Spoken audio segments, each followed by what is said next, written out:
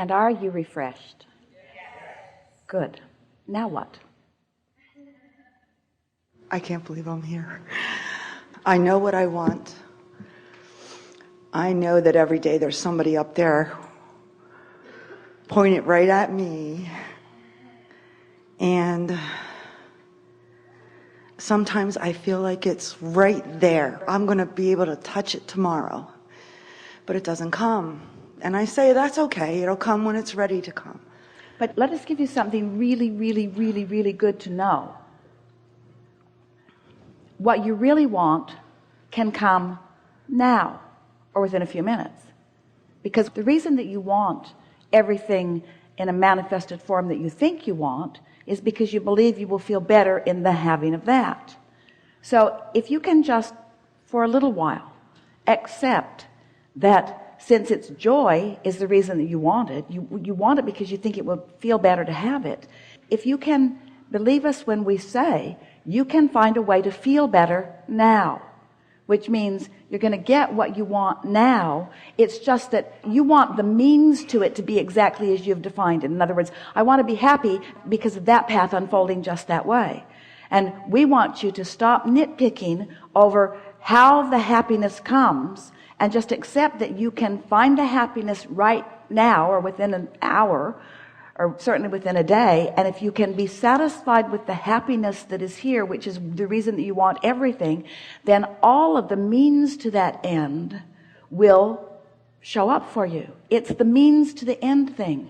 That's what's tripping you all up. You see, you want manifestations which you know are not going to happen instantaneously. It's like, let's say you're deeply in debt and what you really want is a big pile of money. Well, there's a big difference between where you are in terms of the manifestation in your bank and where you want to be. If you could realize that you have the ability to find ease, you can find clarity right now while the money may be a little while in coming. You could find a feeling of peacefulness right now while the money may be a little while in coming. And what happens sometimes is that you've allowed yourself, and it's all right, to be out of balance long enough that there's enough momentum going that keeps what you want from coming, keeps it from actually manifesting. And your belief, a lot of people have it, it's a flawed belief, is that I have to get that before I can feel better. And if you can get that turned around in your mind, first I need that and then I will feel better. I need this before I can feel better. Once I get the job, or once I get the lover, or once I get the whatever, then I will feel better. And that's the flawed premise. If we can convince you that you can feel better anyway, you can feel better anyway, you can feel better anyway. And what puts you off on that is that you think, oh, Abraham, you just want us to feel better so that we can live with not having what we want. And we say, no, we want you to feel better because we know that that is the vibrational path to everything that you want. But what you really want is to feel better, but all of the details will fill in around it once you get there first. So you got to get to the feeling good first, you see. Does that make sense? You're all very quiet out there. We just told you the most important thing that you will ever hear from us or anyone. And you're thinking, yeah, Abraham, I hear you, but I want to get the money out of the vortex and into the bank. All right? I know I have been in the vortex. I have felt that feeling, and it's something that you can achieve again and again and again and again and again. Something I did, I can do again. Something that I liked, I can do it again. It's not difficult, I can do it again. But what I don't understand is I was not aware at the time that I was, like, if I had the knowledge I have now, back then when I was in it, I wasn't aware that I was creating it when it happened. I felt, it really doesn't matter what you didn't know before. It only matters what you know now. So what you're saying is, I didn't even know what I was doing, but I was vibrationally in balance, and I didn't even know it. I didn't even know that I was not offering resistance. I didn't even know. But now you know when you are and when you aren't. Now you know. But knowing how exhilarating that feeling is, and then feeling it such a gift. It was such a gift that every single day I was so appreciative of. Tracy is Esther's daughter, and one day years ago, Tracy was in California. She had a job there, Jerry and Esther were in Texas, and Tracy used to try to make her way out to see them frequently, and she tried to time it when there was going to be an Abraham seminar because she liked that. So she called her mother one morning on her way to work, and she was upset, and she said, I really need to come and get my Abraham fix, but I can't schedule it. I can't see a way to it. And Esther said, well, what's going on? And she said, I've lost my mojo. I'm not in alignment. I don't feel good. Things aren't turning out the way I'm used to them. I need to come and get my Abraham fix. And Esther said, why? What is it about that? And Tracy said, I don't know. I just remember being in the audience and listening to Abraham, and I don't even remember what Abraham was saying. And I just had this feeling. I just wanted to jump to my feet and say, yes. I just felt, yes. And then Tracy said, oh, never mind. The feeling came back. All she had to do was remember. She wasn't that far away from it. All she had to do is remember what it felt like. You see, we think that we have you thinking more than is good for you. You want to think. You like the drama of things too. Do you remember feelings of satisfaction? Oh, yes. Esther, when she is looking for a feeling of satisfaction, she remembers being really little. She's not sure how old she was, out between the lilac trees with every blanket that she could bring from the house out there. Her mother was always looking for things, and they were usually between the lilac bushes out there. And Esther remembers just sitting there by herself for hours on end, enjoying being in that little place between the lilac bushes. And Esther can't remember what she was thinking. She just remembers how good it felt being there, how much she liked being there. She could hardly wait for the snow to fall and the ground to be dry enough that she could drag the blankets out and get between the lilac bushes just to be. Now she thinks about being in the treehouse, or what it feels like to be in conversation with someone who's really easy to be with. You don't have to figure it all out. Just find some touchstone that always feels good to you when you think about it, and use it as your reason to feel good right now. Adjust your vibration by reaching for the feeling. I do that every day. I try to bring myself back to that. So what's up with this? What's this all about? What's all of this? I guess I feel that when I was in the vortex and things were going my way and things were happening so quickly,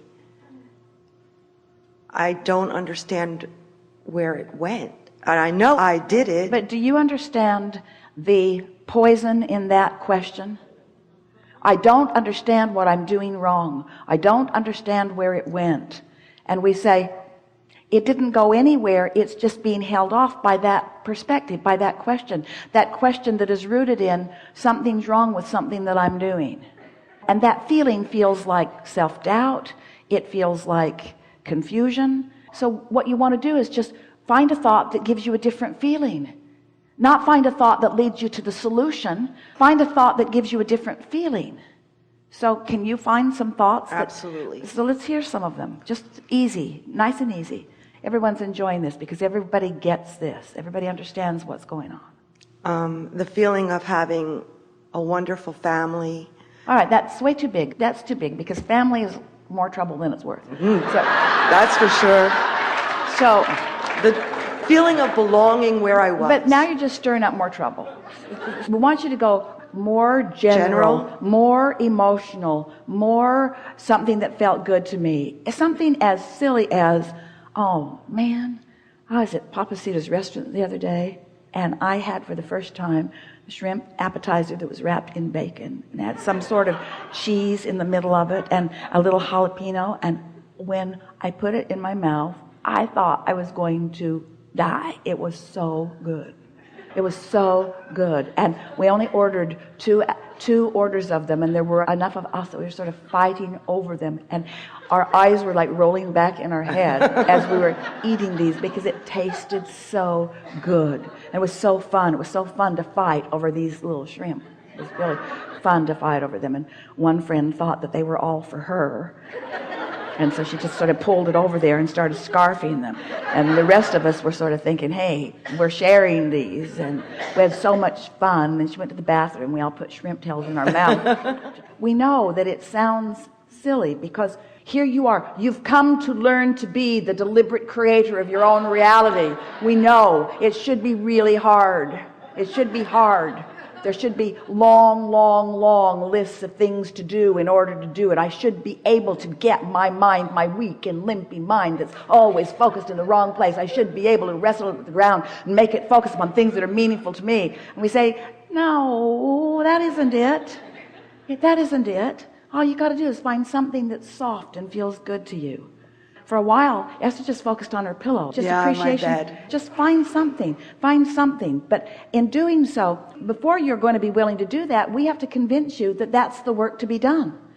Because you're so used to jumping through the hoops and trying so hard and being measured against others and getting it all right. And you've heard all of the stuff about right and wrong and the pros and cons of things. And your very worthiness and beingness is in question in your mind so much of the time. And we say, where do you get this stuff? You are the leading edge, and source energy is adoring you and flowing to you and offering you everything that you could possibly want or need in every moment. And all you got to do is just soften yourself enough to be the receiver of it, you see. Which means you just have to find a soft thought. You just have to stop beating up on yourself for a minute.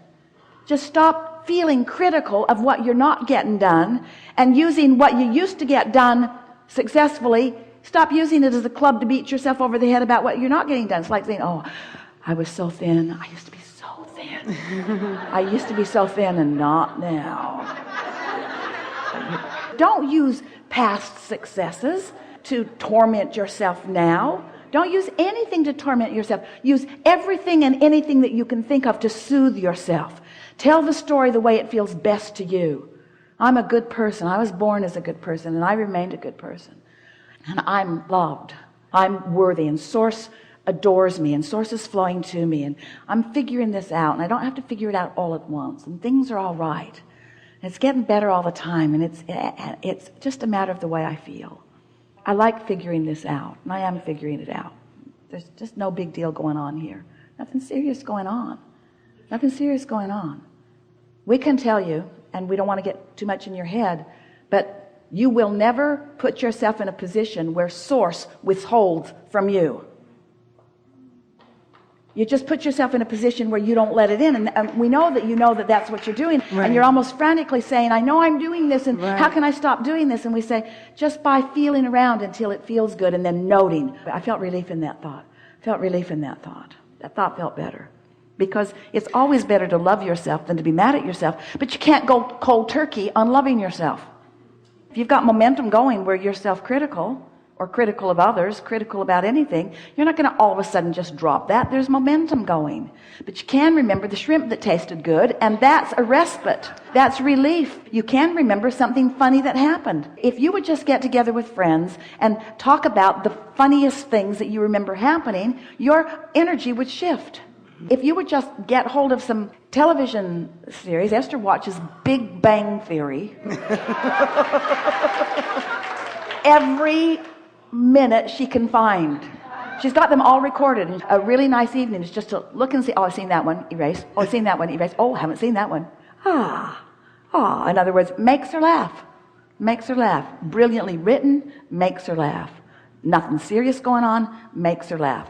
Feels good to laugh. Change the world. Watch Big Bang Theory. Okay. Easier than you've been making it out to be, isn't it? Yes. Is finding a way to feel good when you don't feel good complicated? Sort of, kind of, a little, isn't it? Because you are where you are. So take a nap. Take a nap if you can. Meditate if you can. Change the scenery if you can. Get outside. That usually helps right away. If you can find something like a furry critter to focus on, that almost always helps, because they know nothing serious is going on. They just look at you like, what's your problem, lady? I got nuts, I got a tree. What's your problem? Actually, that is what my focus is right now, to get a furry animal, but my apartments don't allow it. So my goal is to find a place that does. Just go outside. There's a lot of them out there. And you don't want to put one in bondage anyway right now. Just go roam with the wild ones. I did that. Yeah.